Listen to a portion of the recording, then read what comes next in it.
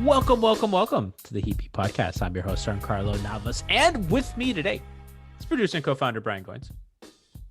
So the intro to our song definitely says "Jingle All the Way" if you hum it in your head. No, it doesn't. Yes, is it Christmas themed? It's Christmas themed. Should we get a Christmas themed Miami Heapy intro? That might be fun. See if we can get on that. We have production value now. We should do that. On the bottom of the screen, if you're watching on our YouTube channel, you can see our statistician and professional Photoshopper, Christian Hernandez.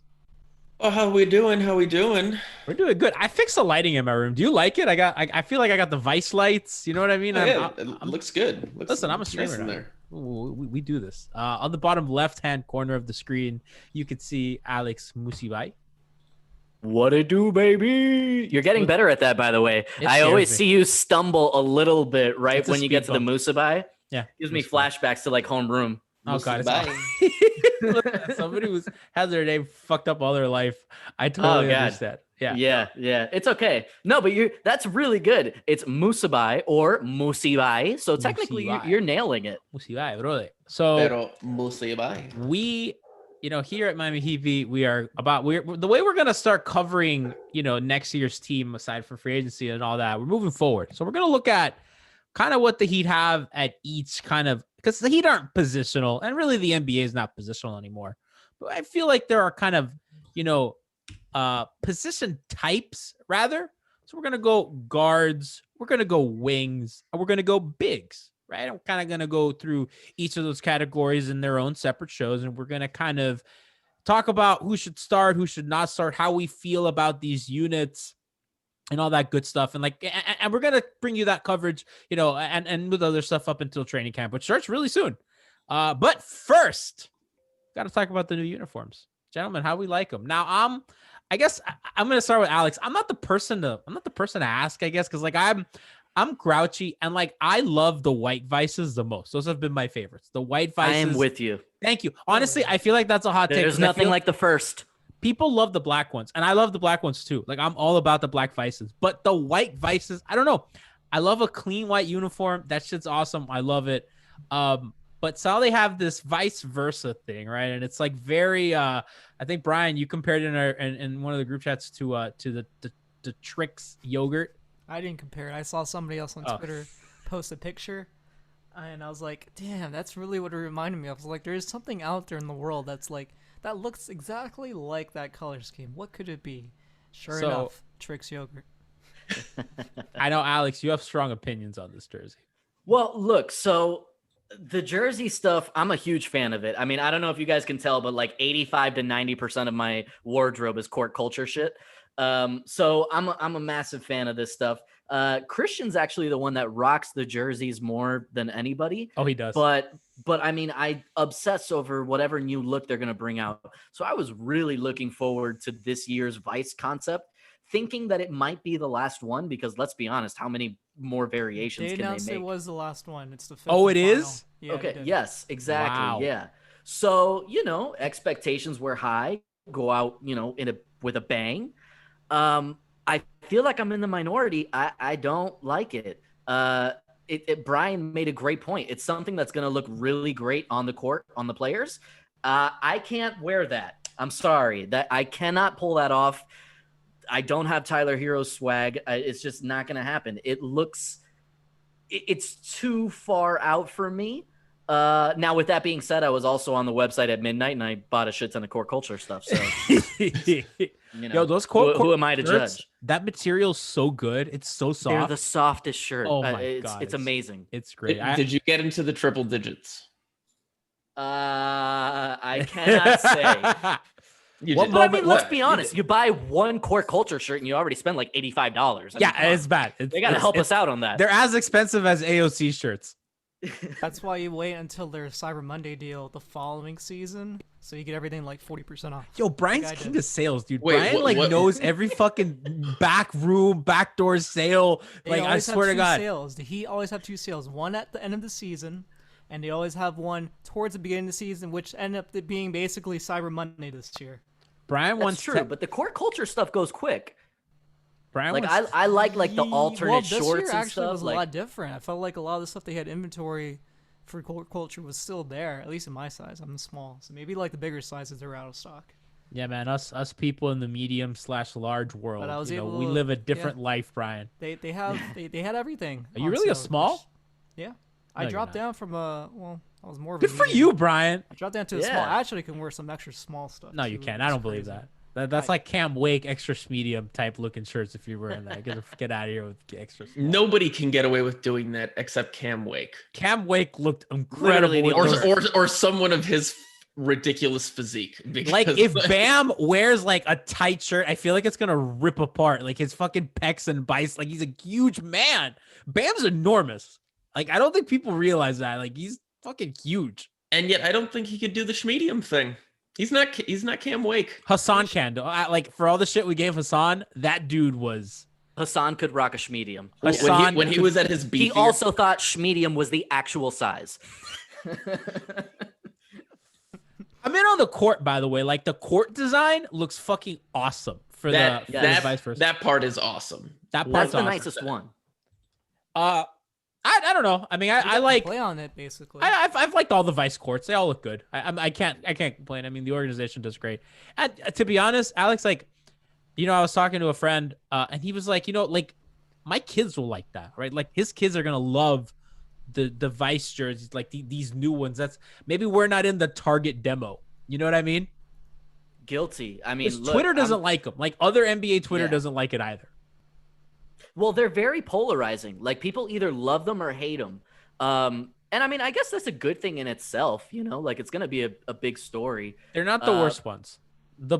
The powder blue or the pink ones. Like, I don't like those. No, No, I you're talking disagree. about I think these talking are about the worst Vice ones. Yeah, Yeah. I think the Oh, okay. Yeah. like out of I the think vice these- ones are my least favorite. Personally, I think these are the Definitely, worst ones. 100%. I actually, Wow. I love the pink ones, and I was never able to get one because it was so like I feel like they only released those for a little bit, a limited stock, and that was like it. I don't I was think they actually expected hoping to people get to like it. I'm mean- serious. They were even scared pitching it to Pat Riley. I read the story on it. Oh, that's does this stuff get on Pat's desk? I didn't know that. Yes. I did not know that Pat was involved in this decision-making process. It's amazing. I'll tweet it out. I'm pretty sure it was a Zach Lowe story, actually. They have a meeting every single year to discuss the jerseys because that's something that Pat really cares about. And it's gotten to the point because the first Vice jersey, he was like, okay. Then he started getting like kind of like Wow. concerned if it's going to work.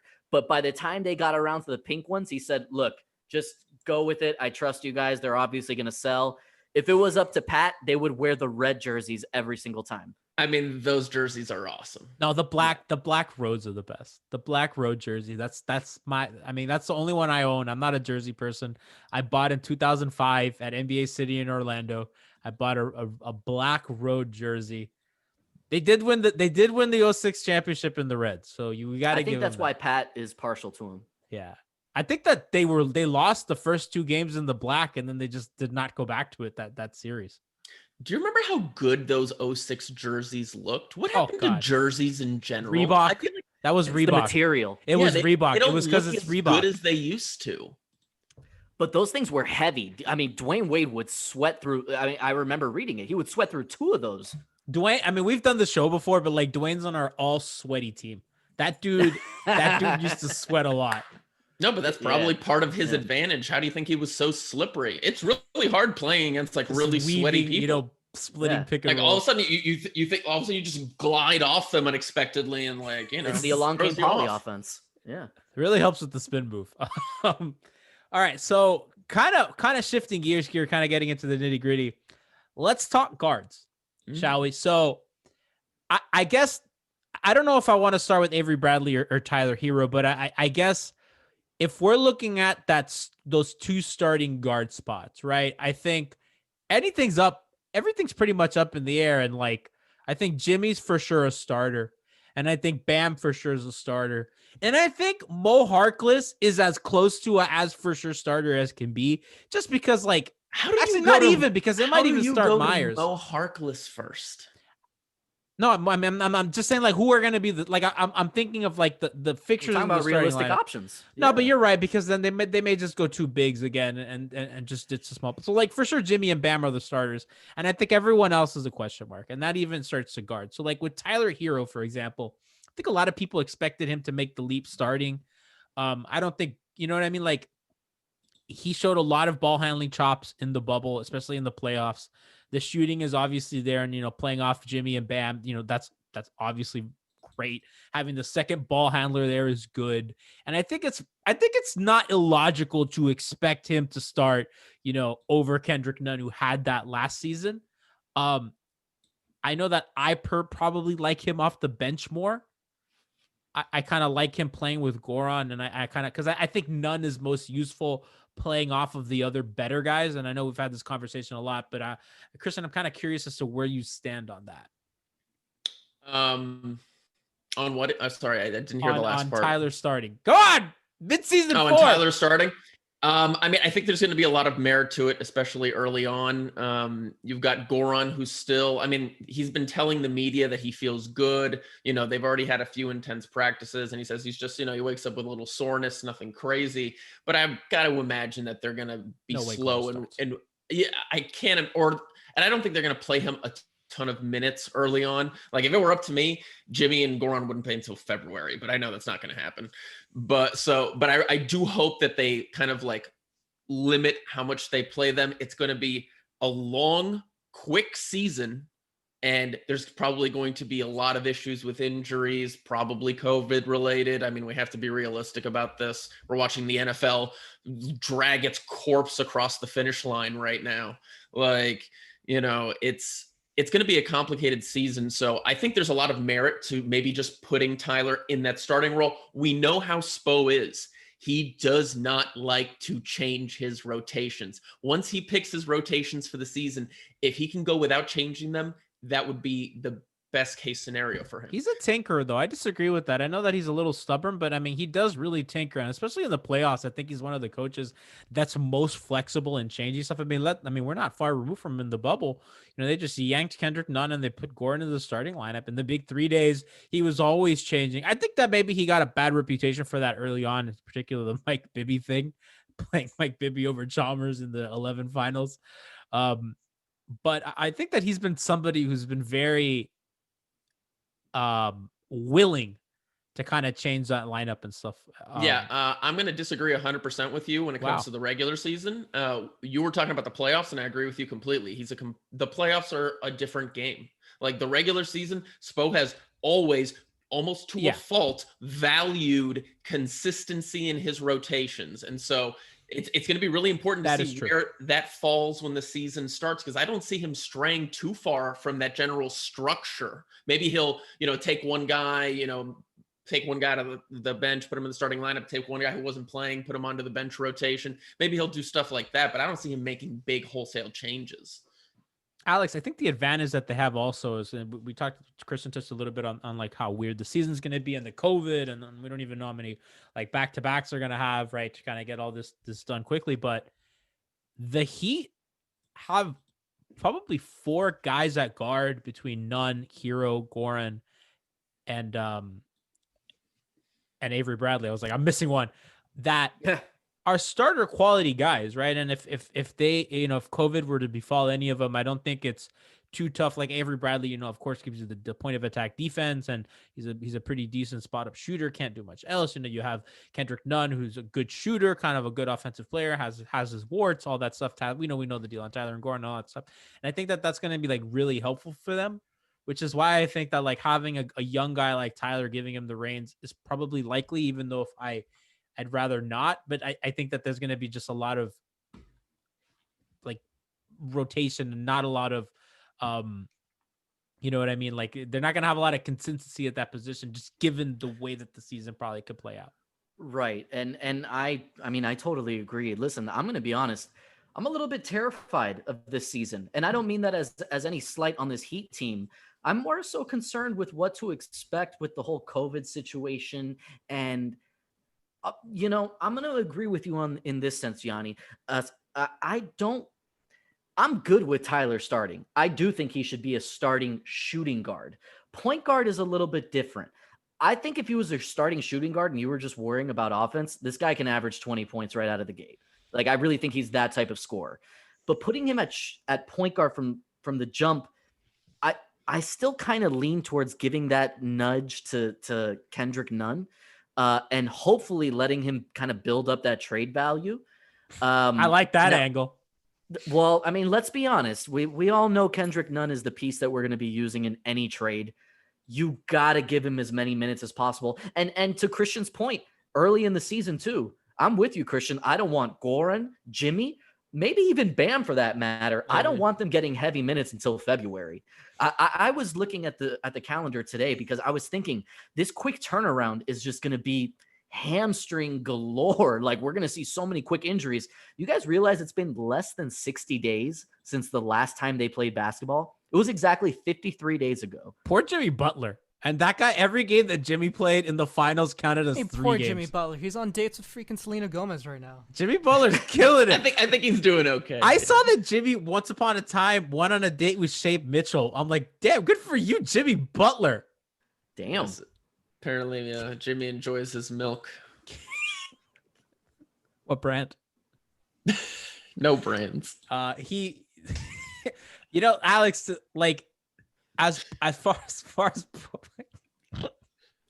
it's so fucking inside. It's the stupidest bit. It's so inside. It's like, that is like what Christian and I just did is like as inside Heat Twitter as you can get. And if you don't follow us on Twitter, follow us at MIA Heat. But you can follow me at GNavas103, at Brian's at by Brian Goins, Christian at I Can Be Your Hero, all one word. Alex, where can people follow you? So get a use of your Twitter handle. At Alex Musibay. There you go. So we'll put all that in Twitter handles be 2 words?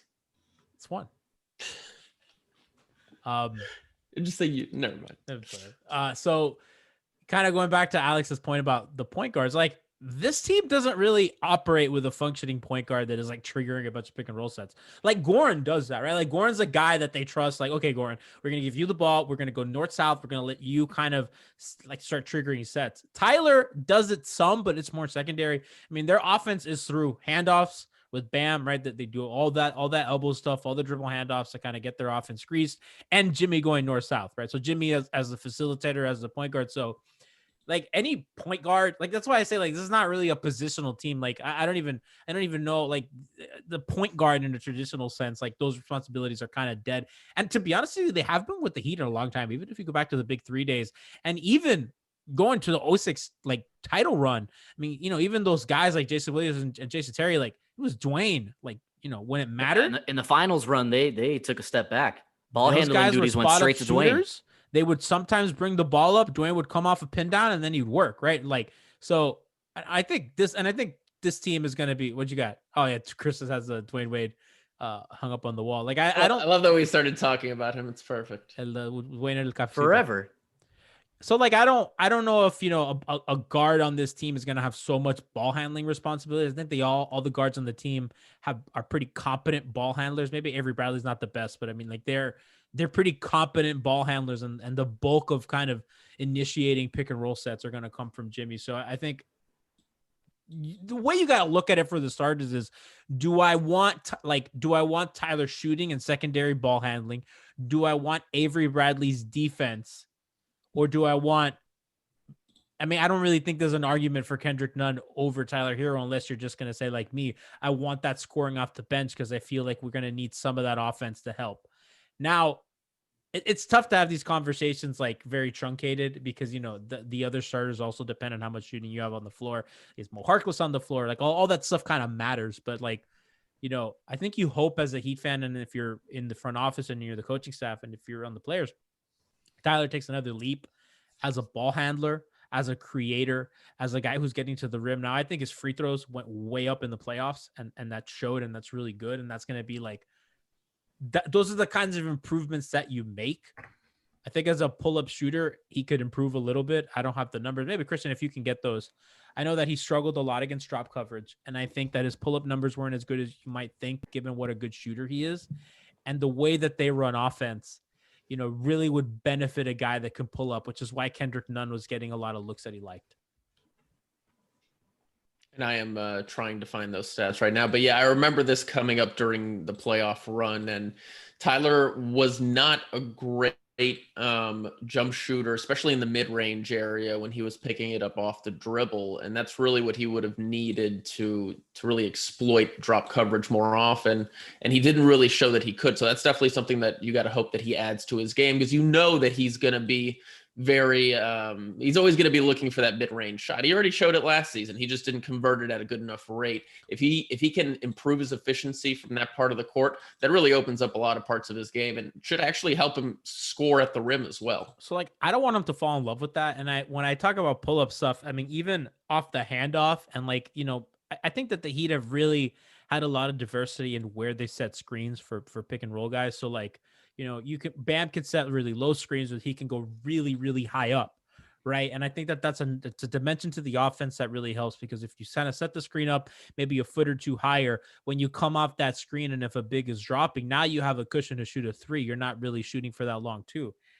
And Miami does a lot of that. He shot 39% in the regular season when shooting off the dribble, 0.88 points per play, which is a little bit below, like it's 46th percentile. So, pretty mediocre. Yeah. I mean, and that also counts mid-range, by the way. So people don't think it's just 3-point shooting like that. And you want to kind of get, as good as a shooter as he is, and given the amount of space that he can create, given the shot gravity and all that, and the way bigs drop, I think that you want to be around 0.9, almost a point per possession, especially with the volume of threes that he takes. Mm-hmm. So I think that that's kind of the thing that you look at. And I mean, remember, he's a first year player and he's very young. Like this is not to criticize him, right? That's how he's so good considering how young he is. So like the next evolution of his game, I think people oftentimes look to how people can add to their bag coming off their rookie season. But I mean, he just has so much in it that there's a lot to refine. Oh no, absolutely. I mean, in the playoffs, Tyler Herro was in the 67th percentile when it came to efficiency when creating out of the pick and roll. And that includes, him passing the ball off and that player taking a shot attempt.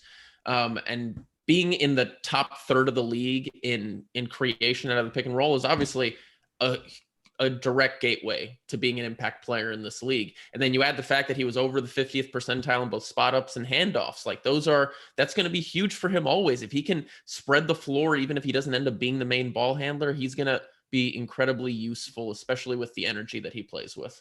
I thought something they unlocked in the playoffs that they didn't do as much in the regular season is when they get into their pistol action and Jimmy Butler is screening on the low left side, right? Jimmy as a roller with the shooting threats of Duncan and Tyler, if Tyler's going to get even better as a ball handler, right? So when Jimmy's kind of picking his guy off at the bottom there and then going to the rim, now all of a sudden you have all this movement.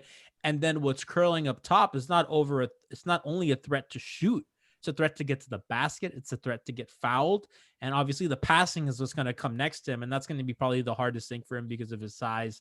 And it's going to be tough. But I mean, with this shooting and his really tight handle, he's going to be able to create so much space. And I have no doubt that stuff's going to come. It's going to be really, really fun to watch.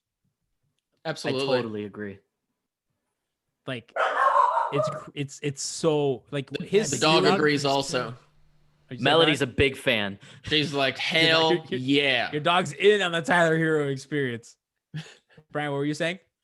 I was just saying that the dog agrees too, but also, did you guys listen to like Herro talk about like himself in terms of like him wanting to start and what he sees himself projected wise going forward? Like, I saw a little bit of the JJ podcast. The JJ that was on the podcast, Redick he was podcast. really like more introspective about like his development, and something I learned from that pod especially is like how quickly he picks up on learning new skills compared to most NBA players. Dude, look at his improvement from before the bubble and then during the bubble. And even in that, I remember, Brian, do you remember the shows we were doing when the first couple of games, they had him doing a lot of on-ball reps and we're like, oh, wow, I do not like the way this looks. Do you remember that? Yes. How quickly that turned? I know. I mean, honestly, that's one of the things that he was talking about. Is like he wants to be more of a playmaker on this team, on top of obviously adding more repertoire, like more things into his offensive game. I mean, one of the things he was talking about, like he still kind of wants to do is some things that Duncan's really good at, because he's more of a spot shooter and Duncan's more of that, pin down, run off a screen, and then dribble handoff action. So he wants to do more of that. But I think that's where he's best used. Well, I think the thing that Tyler's really good at is him in the pick and roll, and that's something we saw a lot out of the bubble, and then from then on in the playoffs, that's where he basically contributes to a lot of Miami's offense and just initiating a lot of those sets. And it seems like what Tyler was saying and what JJ Redick was saying is like a lot of the coaches or trainers that he's had, and he's had a trainer since high school apparently. I didn't even notice, but he had a trainer since high school, like since junior year. Anything he learns, he can pick up within like 3 or 4 like repetitions, and he can 2 almost practice like reps. master it. Yeah, and he can almost master it right then and there. So like that clip we saw recently on IG of him doing like that Chris Paul spin behind the back move. Mm-hmm. He learned that like that day, and then they actually like filmed him doing it. Yeah, it's a spin move right into a fadeaway. It's basically an unblockable shot. It's something Chris Paul's been doing for years. So or like him learning. Or another thing that we're talking about in the pod was like him learning how to shoot more. Like instead of he had to change his mechanics. Apparently, the shooting coach from Miami told him that he needs to like learn how to shoot on the way up rather on the way down, because that would obviously help. like his short arms and everything, like he can get blocked by a lot of these guys, and that was something he was able to like learn and master in his rookie year, which JJ Redick said he didn't learn to do until like now. I The love how best JJ part- Redick is interviewing the Heat shooters a lot. It sounds like JJ Redick wants some culture in his life. Well, I was gonna say that there's 2 things from that interview that I love. First of all, I'm the biggest Tyler Herro fan in the world, and Christian will tell you. But like that's my guy, Drip. I'm never gonna get rid of him. I love him, Tyler. If you're You wouldn't listening, trade him for shout Bradley out. Beal? I was gonna say, I will not how are you give gonna him- feel? How are you gonna feel being a Wizards fan in a couple months? Well, you know what? I'm expecting it. DC baby, let's go. But what I was gonna say was my 2 favorite things were JJ Redick starting off the podcast saying like, man, we haven't talked Miami Heat in like 2 weeks. Like, what's going on here? Like, he is so into Heat culture. We'll be seeing him soon. I feel it. He's a Dookie. Like we know that the Oh, Heat used to be 2021 free obsessed agent, with by the way. Huh? He's all about the Heat, and especially this last like playoff run. Like he fell in love with our squad. Honestly, like it might just be overkill, but having the 3 Duncan, JJ, and I'm not even joking. Like with Duncan's extension coming up and everything, and like if these guys, like if Tyler and Duncan love JJ like that, and if he can bring them in to even just mentor, I think that might help keep those guys. Not that they'd leave anyway, but it might kind of help smooth over the cap numbers. If you know what I mean. 100%. Did you see in that interview when JJ Redick was talking to Tyler? He's like, how do you feel when guys go at you on defense every possession down the stretch? And then, Tyler, oh, it's because we're white and we have short arms. And I'm thinking, I don't know. It's because you guys are kind of bad at defense. And then JJ's like, I get it stopped, 4 to 5 times. And then they'd go at me a 6th time. I was like, well, yeah, because like, why the fuck not? You're not going to get a 7th stop. You know what I mean? I thought that like what Tyler's taking offense at LeBron rather go at him than Jay Crowder. I don't understand. Well, I got a little something for you guys to look out for. I can't tell you how I know this, but Tyler Herro yesterday was recording on the Knuckleheads podcast, so be on the lookout for that too. He's been busy this week. Is that the one with Quentin Richardson one? Yeah. Yeah. Yo, yeah. Q is one of my favorite We know. players. We Yeah, know. I know. I say that all the time. I'm a fucking Q Rich Lifer. I love it. I'm changing my name right now on Zoom to Q Rich Lifer. No, but just speaking to like the general improvement that we've been talking about with him, I was just looking at his playoff splits, and he actually oh wait, hold on. Oh, this wasn't in order. Damn it, bummer.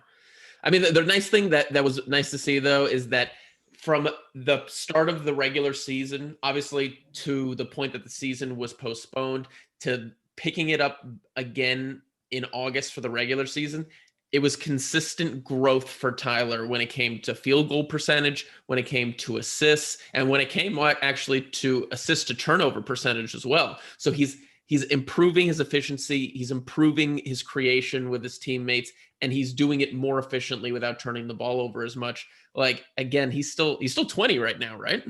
Yes.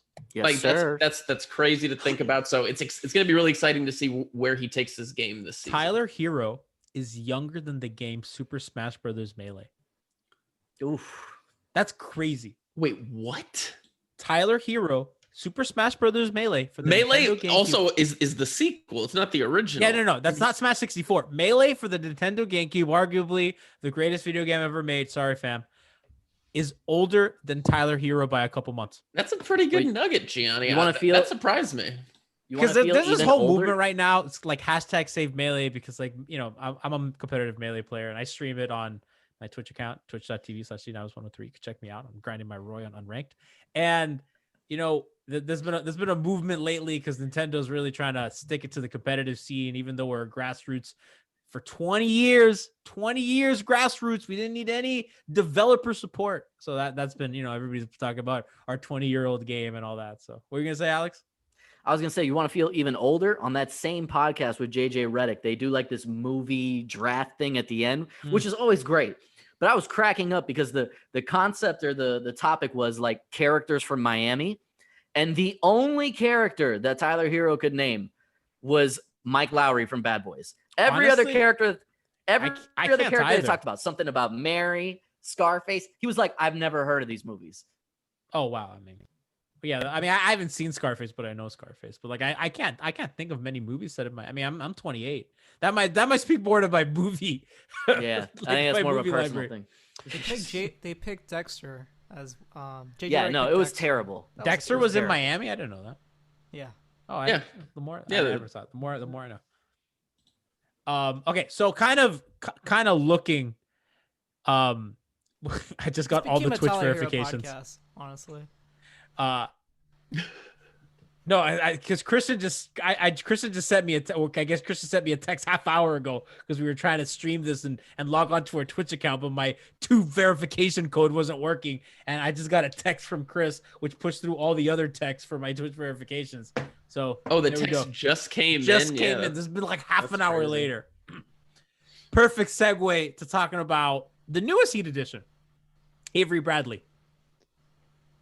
Avery Bradley is an interesting one to me because their biggest thing last season, their biggest weakness was their defense at the point of attack. The defense with point guards, with guards in general, and the way that the Heat played for most of the regular season was with Myers Leonard and Bam Adebayo starting with Kendrick Nunn as their point guard. So when they put Myers and Nunn in a pick and roll, that there's so much stress on Myers, I don't think Myers is a bad drop big. I think he's mostly okay. He's not, gonna win any awards. I think he's fine positionally. He's long, he's great communicator. You know what I mean? Like I think that he gets a little too much shit for his defense, especially in drop. I mean, in switches it's different, but in drop I think he's mostly fine.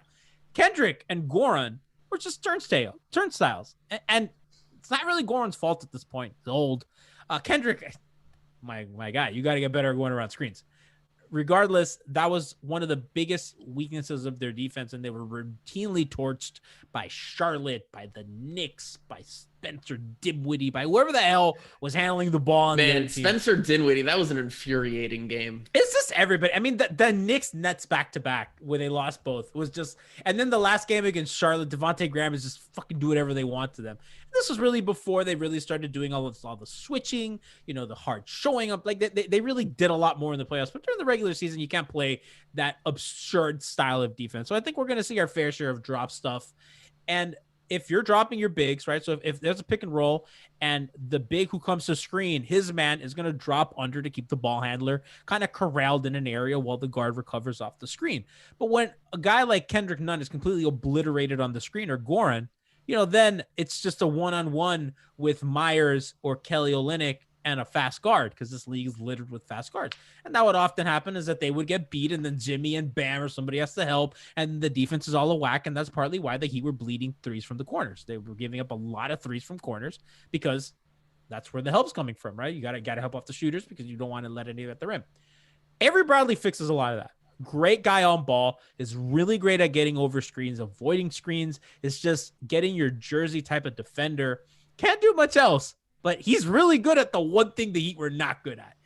And I could see a world in which he's playing significant minutes, and I think that he can even be closing depending on how he's playing. And I think that's something that Spo does. Whoever's playing well at the time is going to close. I think that he's been pretty, other than Jimmy and Bam, I think, and everybody else is fair game, right? And not even Duncan is guaranteed to close at this point. So When you look at that, I think that he's a guy that's really going to help them. I think he's also a guy that can switch, right? So when they do go into more switchy schemes, he's good for that as well. I think that he's going to help them a lot. And I think for the grind of the regular season, it's just really good to have a veteran, competent guy who can play defense like that. It's just going to help. It's going to help the young guys. I love the addition, Alex. And I think that, I don't know if he starts. Initially, I thought he might start. I don't know if that's how they're going to go, but I think he'll probably even get more minutes than Kendrick Nunn at times. Could you start him with Herro and Duncan as your 1, 2, and 3, and then put Jimmy at the 4? No, I think that's asking a lot of Tyler. I've seen that. I think that's asking a lot of Jimmy in a shortened season. Ask him to guard 4s. I mean, that's just not conducive to the sprint that's going to be this regular season. Or you're going to bench one of Duncan, and carry one of the playmaking too. I think that if that's the case, Brian, then it might be Duncan's not starting, right? And it might be Jimmy and then Bam / Myers / Mo Harkless. It's I don't tough. know if I like the spacing unless you start Myers. And I don't really. Duncan's not a guard, right? And we were talking about that. Is Duncan a guard? I think Duncan. What is Duncan 6'8", 6'6"? You cannot class up. I mean, these days when you're talking about player positions, it's way more important for defense than it is for offense, because offense has become 100% positionless. So when you're talking about a guard, you're talking about who is going to defend a guard. You could theoretically, if you wanted to, for the sake of an argument, you could slot LeBron James as a guard because he can guard a guard, but you cannot put Duncan Robinson on a guard. No. So that's why you have to classify him as a wing. He's guarding, he's guarding other wings, but they'll probably play him on offense at the 2 a lot. Yes, correct. They can do that, so they can't start, Tyler, Duncan, Jimmy, Bam / Myers / Mo Harkless, but would it really be a guard? And if that's the case, and I think that's probably the most likely starting lineup, I think that Avery gets left out of that, Brian.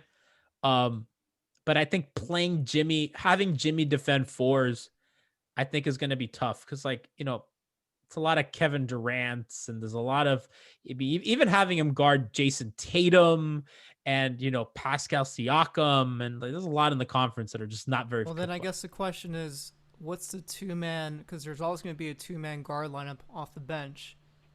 Because you're starting Herro or Nunn, and then you would have to see heavy minutes definitely with Goran. So who are you teaming Goran up with? I think for sure Bradley's going to play. I don't think there's any. Bradley makes sense next to Goran. Yeah, he does, and they brought him to play. They're not going to bring him to not to play.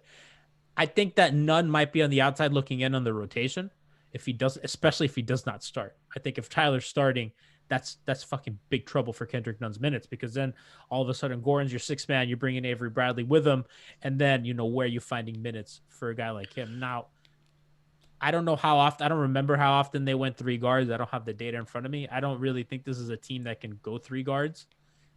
They did it a little bit in the playoffs, and it didn't go that well. That was out of necessity because they had all the injuries. Yeah.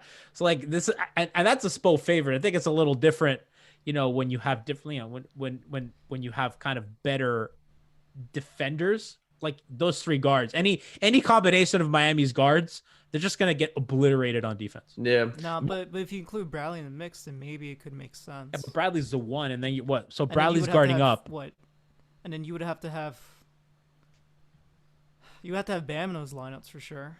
I think something that Miami lost in Jay Crowder that we're going to talk about later is the ability to guard up in weight and position and in size. And I think Miami doesn't have a lot of that right now. Especially, they have small guards. They have small guards. They have, free KZ. That's no, it's going to be free nothing. He's going to be in the rotation because I think he is going to be the body replacement for Jay Crowder when they use him like that. They don't have guards that can do that though, right? So if we're looking at the guards right now, they don't to do that 3-man stuff.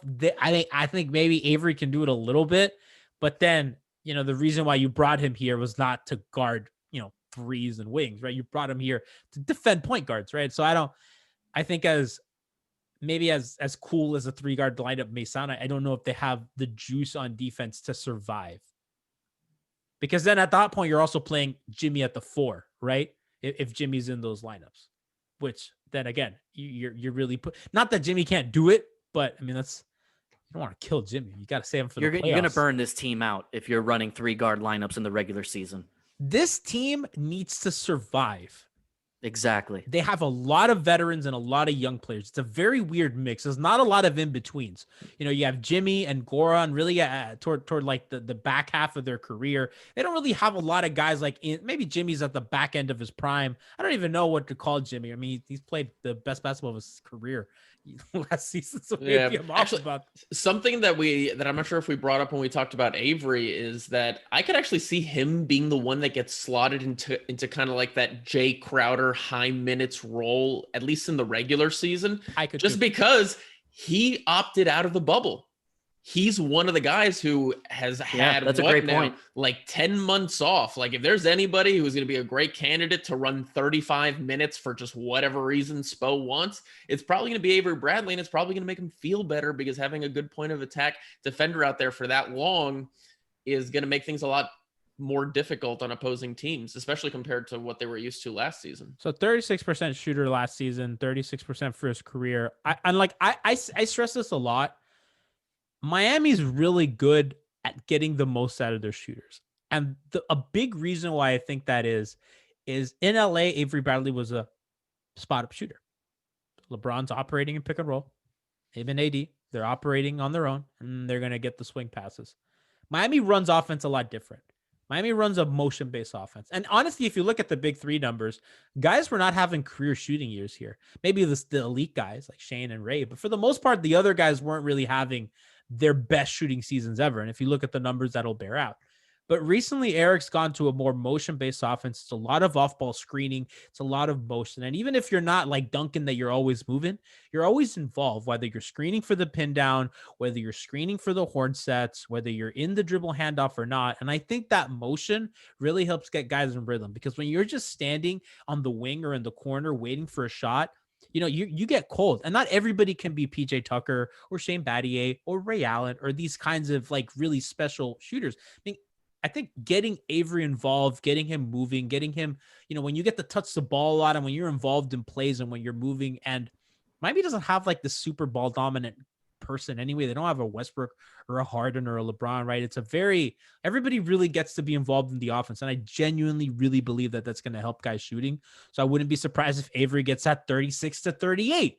And that makes a huge difference, especially a guy that's strong, that's going to be screening for other really good fucking shooters that they're scared of, right? So if Duncan's coming off that screen, if they go a guard on the pin down to screen for Duncan, or if they're like having the guard screen for the pistol set instead of Jimmy, right? No, now teams have to make a lot of decisions, and Avery's going to get a lot better looks. And I really like that for him. And I think that he's going to surprise some people with the percentage and the volume in which he'll shoot.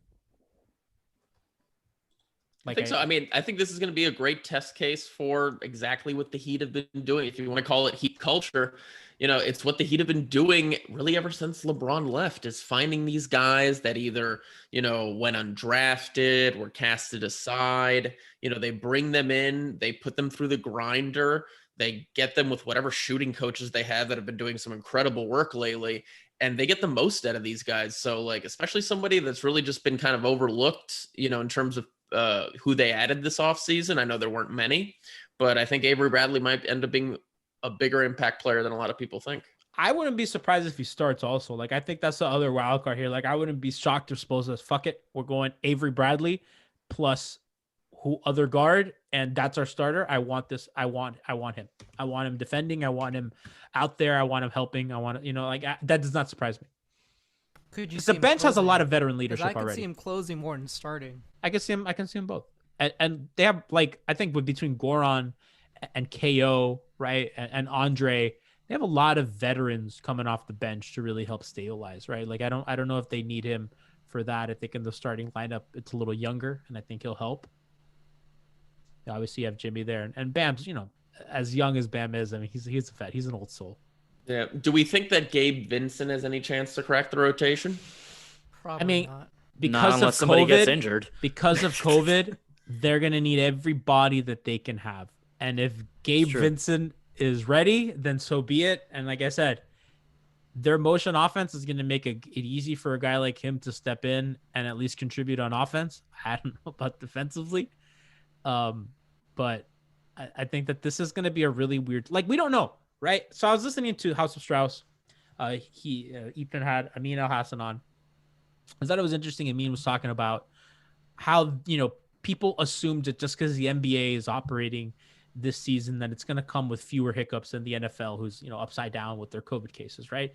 And, I think largely, we all agree with that the NBA is just a more careful, better run organization than the NFL, right? And especially with matters like this, like COVID, right? I think we trust Adam Silver a lot more than we trust Adam Gase. And I think we just trust the NBA in general to do the right thing. Did you go any more polar opposites? I mean, come on. Say Adam Gase? I said Adam Silver. Did I say Adam Gase? No, you said Adam Gase. Oh, did I? You compared You Adam said Silver we trust to Adam Gase. Yeah. Oh, shit. My bad, You went total polar That's opposites. I also love the idea that Adam Gase is in charge of the NFL's COVID response because it makes a lot of sense. It would be fantastic. Yeah. Adam Goodell. Roger Goodell. It's Roger Goodell. Adam Goodell. What's going on with me? This is bad. Please. So Amin is talking about all this, right? And he's also, and then he's also saying, the Ravens, were hit with this giant outbreak. Do you guys know who patient zero of that outbreak was? Wasn't it Lamar Jackson? No, it was before that. Who was it? It was a staffer. Of course it was. Staffer on the organization, right? And I think that you can't control everybody. And if one motherfucker in your office gets it, I'm nervous because I've been seeing some of these promotional materials, right? Like the Here putting out, and I'm seeing Pat Riley, like watching these practices. I'm like, Pat, what are you doing? Go home. The safest place to be, I think, is with the players. In front of COVID to save Pat. I think with Pat, the safest place to be is with the players. I think that they're taking care of themselves. The safest place for him is to stay in his Malibu home. Yeah, for real. Well, that's a stay-at-home order in California. So I was gonna say if Riley gets COVID, I feel bad for COVID. It's gonna take a massive L. Drop the rings on that. Yeah, man. You know his immune system is gonna kick the shit out of that virus. Yep. It's tough, and I think like this season is gonna be really weird for a lot of reasons. And I think that not even the playing in empty gyms and all that. It's gonna be like there's gonna be a day that we wake up and somebody that's important is, hey, I'm positive for COVID. And they're not going to be available for a game that matters or a road trip that matters. This is not the bubble situation. It's going to be several games. They're going to be. This is not the. I remember when we started the bubble, and it was like I think some of us even thought there's going to be cases, and we have to be okay with that. Do you remember that? Absolutely. How wrong? Absolutely. This is like legit though. There's no. I mean, I was a major egg on my face. I thought it was going to blow up in their faces. Oh, we all did too. We here saying this on this podcast is a bad idea. I was like, you think all these like multi-millionaire NBA players that are used to doing whatever the hell they want are going to just chill in a bubble and drink like Miller Lite and stuff like that? Like, you really think that's what's going to happen? Jimmy did. I mean, Michelob. I believe it's Michelob. Oh, that's right. Michelob. Yeah. Ultra. I'm sorry. But yeah, no, I was blown away. So it's like, I mean, who am I to criticize what they're planning to do? It's different now. It's different. And it's not even, and I'm not even putting it on the players. There's going to be a lot of people that are going to trainers, staff, you don't know who's in your, like, because like at the bubble, they limited the amount of people they could bring to the bubble on those teams. They had to like make a serious, like they had to cut a lot of people that normally would be at these games. Everyone has to go to the grocery store. Everybody has to go. LeBron's like trainers, I don't think couldn't go for a while. You know what I mean? Like, you don't know where these people have been. And like, I think, and like, it's again, I don't think it's anybody's fault if you get the virus. Sometimes you get the virus doing nothing. Sometimes you get the virus going to the fucking grocery store. Sometimes you get the virus putting gas. You know what I mean? Like, and that's also why it's like people that feel 100% confident that they know who they got the virus from. Like, unless you're like living with someone and you're exposed to them for like 6 to 8 hours a day. Like, I think it's kind of ridiculous to make that assumption just because someone you may have come across had it. You could have bumped by somebody at the supermarket, like you were saying, and you got it from them. Like, the odds are small, but you never freaking know. Touch the wrong door handle and you got the Rona. Like, I mean, it's crazy. And they say, like, you wear the mask and there's like, a 98% chance that you don't get it. I mean, there's a 2% that you do. Exactly. And that's what nobody talks about is the 2% that don't. And that's fine. And that doesn't make it like your fault or anything. It's just, it's just a reality that we're going to have to live with in the NBA for this season. I mean, all the other leagues have got to go through it, right? And this is not an outside league, right? This is not, the EPL, which has largely been pretty okay with it. Which, by the way, did we talk about how the Heat announced that at least to start the season, there's going to be no fans? Yeah. No, was there any assumption otherwise? I mean, I was honestly curious because, they're still charging season ticket holders. I mean, they haven't really said anything. The South Florida numbers are just fucking abominable. No, it's a terrible idea. Abominable. Like, unless there's an amazing plan and it's super limited, the amount of people go, like, it's indoors. That's why basketball, like the EPL is all outside. Like that. Would you go? No, but the EPL doesn't have fans. I'm saying like the players, barely have not. Oh, they don't have fans. Oh, I thought maybe they had fans already. Oh, no. Even outside, they're not doing fans. Like, only people that have fans are like just football, right? The NFL, yeah. I mean, at the same time, this is America, so you never know. But I mean, I'm sure that the goal is to have fans at the end of the season. Yeah, I mean, by then maybe in a limited capacity. I think that's why they left it open-ended, right? Well, I'm pretty sure that I read that the Orlando Magic are going to have limited capacity fans for the regular season opener. And see, like that to me, that's insane. And that's like, you're putting your players at risk too. Like now, all of a sudden, I mean, Christian, you know more about air conditioning. How dangerous is that air circulation? I mean, that's what's getting everybody sick, is everybody being in bars and restaurants and it not being you need to have fresh air going through the space so that the air actually circulates. Like what an air conditioning system does is it just pushes the same air through different rooms and it cools it, which is nice. And it removes the humidity, which is nice. But it's the same fucking air unless you have really good filtration or like a UV light. UV light that can, deactivate the particles in the air when it comes to viruses, mold, other pollutants and stuff like that.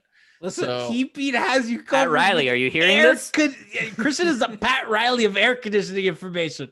I mean, if you need UV lights, go to www.refercenter.com. .net. Oh my God, I said the website wrong, Gianni. I need you to fix it. Hold on, rewind. Write that down, Brian. Christian walks into a room and just drops air filters on the table. No, but like at the same Pat Riley time, does I don't want people going to the website just because we only are supposed to. We sell to contractors, so it's like, go find a contractor and have them install a UV light, and hopefully we get the sale. So like the season, the guard depth for them is going to be important. It's a weird season, and like all this to say, yes, Gabe Vincent transition. Gabe Vincent might crack the rotation. Yes, he might. He just might. Well, okay, what were we actually talking about? Gabe Vincent cracking the rotation. Oh, okay, yeah. That's how. Yeah. So all this to answer your question. Yes, Gabe Vincent might crack the rotation. Yeah, I would love to see, a little more spacing out there, especially since you don't want guys like Duncan and Tyler playing huge. You don't want anybody playing huge minutes. So, yeah, you got to be flexible with the roster. I like it. The next thing we got to talk about, next order of business, we've already talked a little bit about him. It's Kendrick Nunn. And Kendrick's a weird case because Kendrick was first team All-Rookie, second leading vote getter for Rookie of the Year. And he might be the most unpopular good young player that a fan base has. He's polarizing. He's weird. Fans are sick of him already. The most popular trade machine option for the entire offseason was Kendrick Nunn plus Kelly Olynyk plus number 20. That was it. That was what we had. It was like, can that get you Oladipo? Can that get you this? Can that get you that? Like that was the package. That was everything in the trade machine was KO plus Nunn plus 20. I think that playing him is important for what Alex said at the top. You got to get his value up. I think that, he does some stuff well. He's a good pull-up shooter. I think he's quick. I think he can get to the rim. I think that his passing improved a lot. And I know that at some point during this podcast, we called him the Hassan Whiteside of guards. And he really, he really changed that narrative. That's kind of mean. It's also very funny. It's really funny, but I think it's unfair. Like he's not. Do you remember how bad they used to be? And honestly, and this is also giving Hassan a little bit of credit. that he got better at it as time in Miami went. But I think by the time his could you get any worse? Wasn't he averaging like almost 2 assists a game or something? No way, it was never that high. No, I'm gonna check. It might have been like 0.7. No, I think he got to like 1.5. No way. Like no way he got above 1. I don't think he ever cracked. Hold on, wait a second. He got 1.2. That's last season. A career high in Miami. His career high was he got to 1. He got to 1. I feel like he had a few months where he averaged like 1.5, and I remember it was no. Do you remember that whenever Hassan would make like an assist, we would all like yell assist on the timeline in unison? Bro, it was like a blue moon, like it was like a lunar eclipse. Like how could you? It was a social happening. Yeah, right. Like it was an event. Like this is an event town, baby, and the event is how crazy is it that Hassan's triple doubles were just as rare, if not less rare, than when he would get 2 or more assists. Oh, like how crazy is that? Like, honestly, if you had to bet, is Hassan going to get 4 assists or a triple double? I would bet triple double. Oh, absolutely. 100%. Like if I had to bet, like if that was a prop bet, I'd bet on the triple double. So Kendrick got better at moving the ball, at the vision and the pick and roll. I thought that he has very tunnel vision in the beginning. He got a lot better at that. And I think that, that stuff's going to be the natural progression. I think if he can improve on defense, that's going to help a lot. I think that judging his playoff performance is fair and unfair. Unfair because of the COVID that he got, and he really never got to get in a rhythm. And I think with a proper training camp, it might have been different. And without the training camp, it took him 3 weeks before he can really get into some sort of a rhythm. It sucks. It was tough. And like, I wasn't the biggest Kendrick Nunn fan at all. I wasn't. And I think that, he makes bad decisions. I think that foul on the fast break in the Celtics series that caused me to say I never want to watch this guy play with the Heat from ever again. He just does boneheaded shit sometimes, right? I love how that's what got you, and it wasn't the fact that he kept taking that off the dribble 18-footer and hitting the front rim for like he must have done it 20 times in the playoffs. But that's the most frustrating point of the playoffs. But see, like I'm okay with that. He just missed like 20 shots. Like especially in the Bucks series, the Bucks are going to give you that cushion. And I think he has to take it. I think if he's out there, if he's not taking it, then what the fuck is he there for? Right? So, like, I wasn't mad that he was missing. I got mad when he would fucking frustration foul and give a Celtics an and one in a tight game. That shit bothered me. I fucking started screaming. I'm not a screamer when I watch sports. You know what I mean? I'm pretty chill. Kristen, you've watched games with me. You know what I mean? Like, unless I'm like trying to have fun, like I'm a pretty chill guy. I'm looking at numbers. I'm pulling up PPP stats. You know what I mean? I'm having a good time. Confirming your biases all the time. And if it's not confirmed, I don't tweet it. Sometimes I'm like, man, I've always wanted to see this lineup. Finally, this must be killing it. Check the stats. That's just like minus 50 per 100. Nope, never mind. I'll keep that to myself. But it was brutal, man. She shot 39% from the field and 27% from 3 in the playoffs. Those are Joe Johnson playoff numbers. I mean, like the thing with Kendrick too is that let's go back to the best form that we saw of Kendrick. His best form is a guy who you can count on to score and score efficiently. So if he's not making jumpers, like I just don't see the point of him being on the court unless he can really improve his defense. And I think he showed some flashes for how bad his offense was, like in the bubble regular season and playoffs. He showed some decent flashes on the defensive end. So if he can improve there, he'll have a better shot of maintaining some minutes in the rotation. Alex, I see you nodding.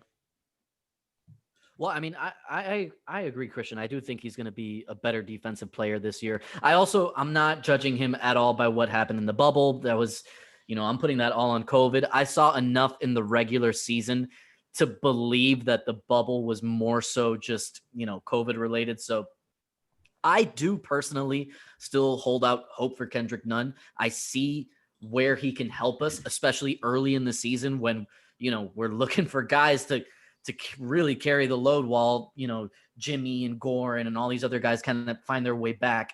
And like I said at the top, more than anything, we got to get his trade value back up, and I'm not trying to be mean because I am a kind of a Kendrick Nunn fan. I'll always root for the underdog, but more than anything, I want to make sure that we can get something good for him. So let's start him so he doesn't fall out of the rotation. And I do think that there is still room for growth there. Like, I think he's a serviceable point guard, and I think that he could be, a really good offensive weapon for any team, including ours.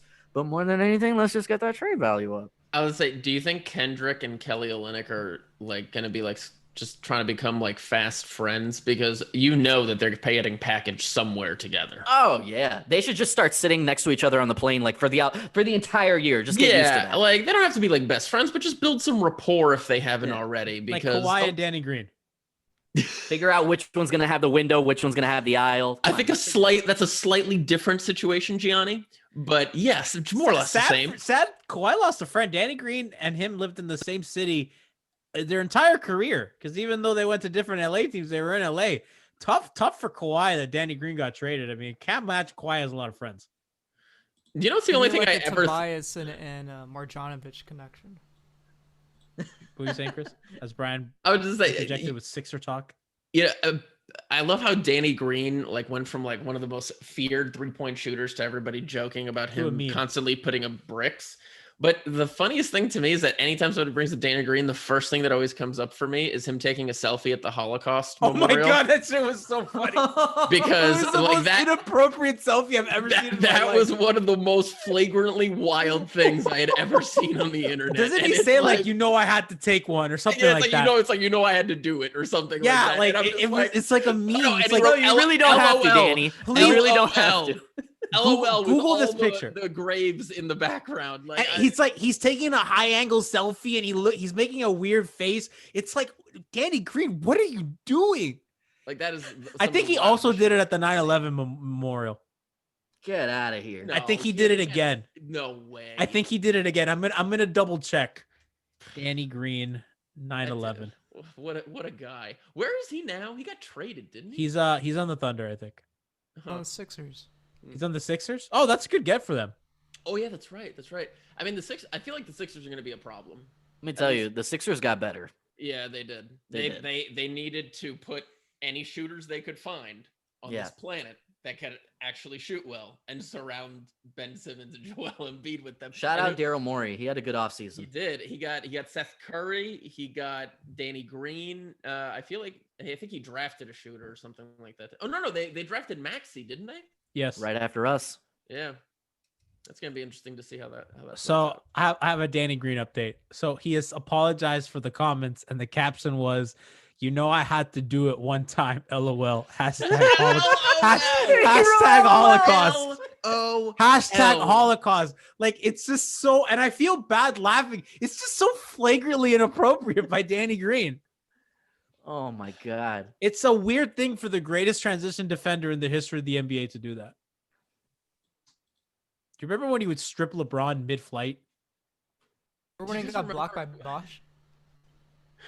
Remember when Gianni called Roger Goodell Adam Gase? Remember when Adam Gase was a Miami Dolphins coach? No. Listen, we haven't done a show since it's been a while. We're getting our sea legs under us. Yeah, and I'm in on Kendrick. Hopefully being a better defender. I think that's the next natural progression. I think that I'll play devil's advocate a little bit, Alex, to what you were saying. Like, I think the bubble was the worst version of Kendrick Nunn, right? Like, that's just how bad it could be. Right, because there was just all his warts at once, right? Which is an unfair way to look at somebody, but that's just the low end. That's as bad as it gets when his jumper's not falling and all his useless habits of being bad on defense and his shitty decision making, all that stuff, right? Like, but he could also be a really good player, like he was in the beginning of the season, where he's hitting every jumper, he's getting to the rim, he's dunking, he's hitting threes, he's a really good spot up shooter, right? It's like we've seen the two extremes of Kendrick Nunn when in reality it's somewhere in the middle, and I think that playing him is going to be tricky. He'll obviously get reps because it's going to be a weird season and guys are going to get hurt. There's going to be COVID and blah, blah, blah. So it's going to be weird, but I scored 50 points. He scored 40 in a preseason game. Wasn't it 50? Was it 50? No, it was 50. It was 40. I was at that game. I thought it was 50. It was against the Rockets, if I remember. How many vodka tonics were you in? I don't know. It's tequila, but yes. Actually, I think it was against the Hawks because I think I was at that game as well. 38, I think. I remember Kristen and I went to a Hawks game. Duncan Robinson had like 10 threes. Jimmy Butler had a triple-double, and Bam had like a double-double of 30 points. Damn, He did not have 50 points. They I don't can have a guarantee. preseason log? No, No, because it was Nunn in the scored preseason. I 40. No, he had a remember. 40-point game in the preseason. Yeah. So, Kristen, I remember you and I were at a Heat Hawks game, and we were just like, we were just really happy that the Heat had a guy who can create. And we were like, you were several tequilas in, I was several gin and tonics in, and we were just like, wow, the Heat have a guy that can just go to the rim whenever he wants again. That's nice. And Jimmy Butler, it feels nice. Oh no, absolutely. Like you need it though. Like if you want to run any never- halfway decent offense like these days, you gotta have somebody that's gonna collapse a defense. So moving on to our last guard on the list. I mean, we have Vincent and there's other players that maybe we'll sprinkle in at the very end. But the last of the big guys is Goran Dragic, coming up. Gogi, Heat lifer, tried to play through the plantar fascia pop in the finals last season. If Goran doesn't get hurt, Heat are likely holding a trophy. There, I said it.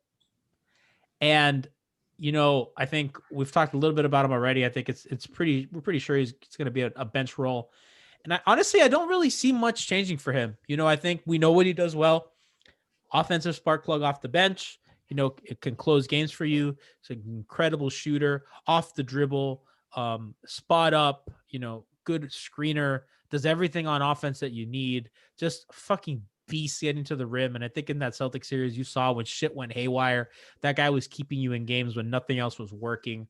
I think he's a guy that not only Jimmy trusts, but everybody in the organization and on the team trusts. Just the leadership. I'll spill out on Goran forever, but I just think like he's just so fucking good offensively, and he was playing out of his mind in the playoffs. But I think even in the regular season, that guy coming off the bench, leading your second unit, getting some Bam in him. I think that a big thing with him is going to be getting him a lot more minutes with Bam, so he can really work on that pick and roll. Because that North-South game with Bam was just fucking fantastic in the playoffs. And the Heat don't really have, we're going to see what Precious is, but the Heat don't really have another, reliable role target for him on the bench. So it's going to be interesting to see, they have more kind of spread and spray shooters rather than pick and roll guys. So that's kind of the only thing. But I mean, I think it's going to be Christian business as usual for Goran. I mean, I would freeze him in carbonite and break him out in the playoffs. But I'm dead serious. Like the Heat ceiling is directly tied to him, and it was proven last playoffs.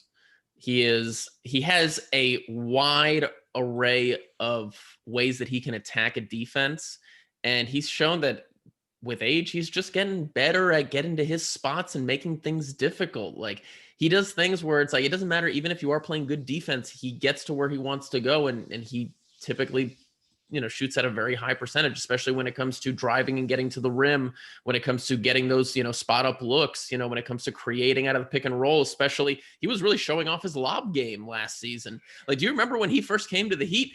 There was so many complaints on Heat Twitter because he was not like Dwayne. He wasn't, creating for the bigs like Dwayne was, and that he would part bounce pass for them. It was weird. Yeah, exactly. And now he's developed an incredible floater that he was putting to work with Bam, with Derek Jones. Like, obviously he's going to, I guess this season, maybe we'll get some precious lobs. I would love to see some precious lobs with Goran, but he is what makes this team go, especially when you pair him with the team's two best players. KZ. I would KZ lobs. KZ lobs, exactly. Like Christian. I would freeze him in carbonite. I've been playing a Star Wars game. I would freeze him. So, Goran's play, this is strictly his numbers shooting from 2-point percentage. When he first got to the Heat, he shot 55% from two. Then his next season, he shot 52% from two. This is just strictly from 2-point range. So the floaters, the layups, all that stuff. And then the numbers are declining, 49%, 48%, 45%. Then last year, got back up to 50% from two. And that to me tells me what you're saying. The floater game has improved. His finishing around the rim has improved. He's found new life. He's found new youth. Part of that is playing off the bench, right? You're not playing against starters, and that's going to help your body. And we saw in the playoffs, he's very capable of doing that to starters. He's incredible. And I think that last season was legit a revival for him. Those numbers were declining, and they were declining sharply, as I just showed you. And the 3-point shooting was up as well, right? Almost at 37% off his career high attempts, 5.7, almost 6. You know what I mean? So you love to see that kind of development, and you can see the vision in his game and kind of how it's worked, and it really worked in the playoffs. They're going to have a lot to work with him. And I think that as long as he, they manage his minutes correctly, which I think that Eric Spoelstra has done a magnificent job of, he'll be ready for the postseason. And I mean, it's tough because we're not doctors and we're not going to see how the injury looks, right? But I mean, by all accounts, from what I understand, it's not supposed to be an injury that's going to really harm him long term. No, yeah, it's an injury that just needed rest. And so he really should be fine. I mean, you never know. Everybody's body reacts differently, and we're going to find out. Obviously, he's getting older. So, I mean, if the numbers decline a little bit, but I mean, I thought last season, Alex, the Heat really tapped into something, him as really their third guy, sometimes even their second or first guy, like especially on offense. The Heat last season, everything kind of went right for them. They got the right play from a lot of guys. Nobody really had an outlier performance, but everybody knew their role and everybody had their thing. We kind of, like Christian said, we know what their ceiling is. When that guy is playing at an all-star level, they have enough.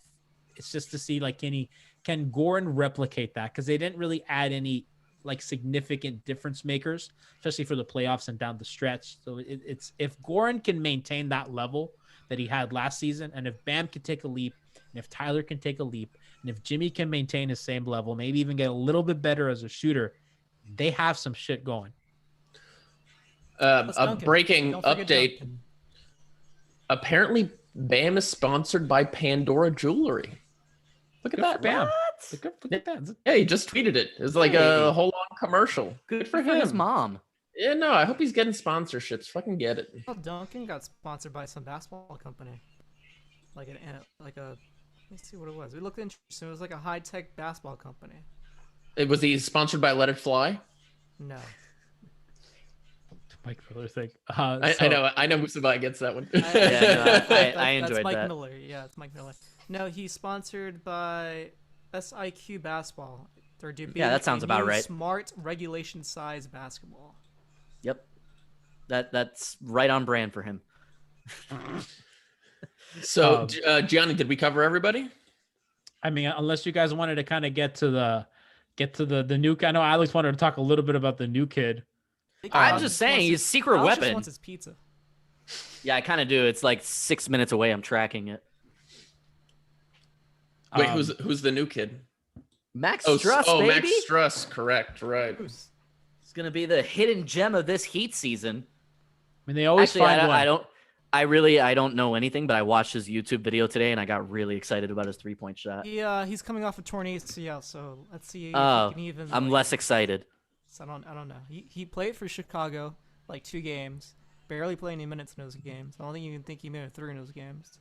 And he played a lot in the G League, and then he got hurt in the G League back in He December, looks like late he December. kills. So he's been rehabbing since late December. So it's almost a year removed from that injury. I'm sorry, Johnny. He looks like he kills what? He kills it at LA Fitness.